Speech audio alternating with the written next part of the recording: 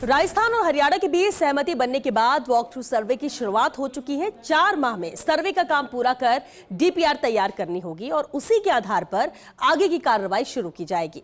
भजन लाल सरकार के dream project का धरातल पर काम शुरू होने के बाद डीपीआर से पहले क्या-क्या करना होगा, ये खास रिपोर्ट देखिए।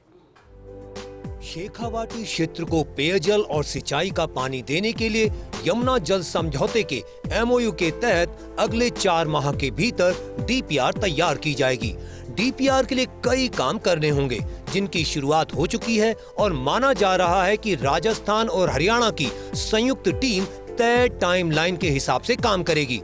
4 माह के भीतर वॉक थ्रू सर्वे पूरा कर आगे का काम शुरू करना होगा।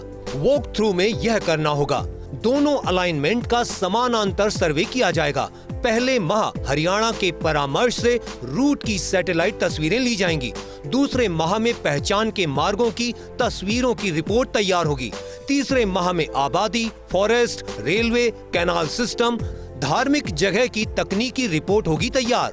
चौथे माह के दौरान पूरे रूट का डीजीपीएस और ड्रोन सर्वे करवाया जाएगा।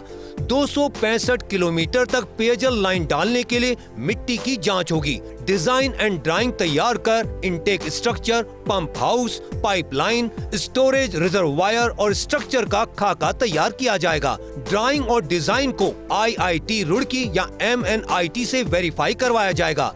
ड्राइंग फाइनल होने के बाद कॉस्ट इंस्पेक्शन किया जाएगा।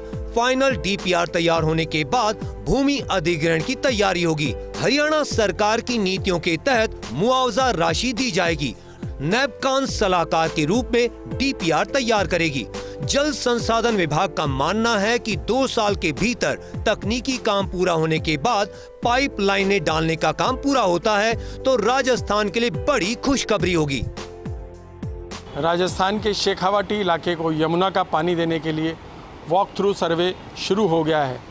4 महीने में सर्वे किया जाएगा। विभिन्न चरणों में सर्वे पूरा होगा और 4 महीने बाद डिटेल प्रोजेक्ट रिपोर्ट भी तैयार होगी। बड़ी बात यह है कि जो इलाका राजस्थान में पड़ेगा उसमें राजस्थान के हिसाब से मुआवजा दिया जाएगा। जो इलाका हरियाणा में पड़ेगा उसमें भूमि अधिग्रहण के बाद हरियाणा सरकार तय करेगी कि किस रूप में मुआवजा देना है। जल संसाधन विभाग का मानना है कि सारी प्रक्रिया यानी तकनीकी प्रक्रियाएं 2 साल में पूरी होती हैं तो 2 साल बाद पाइपलाइन डालने की शुरुआत भी हो सकती है। उस दौरान ही राजस्थान के लिए सबसे बड़ी खुशखबरी होगी। कैमरामैन जितेश के साथ Vinod Singh Chauhan, First India news, Jaipur.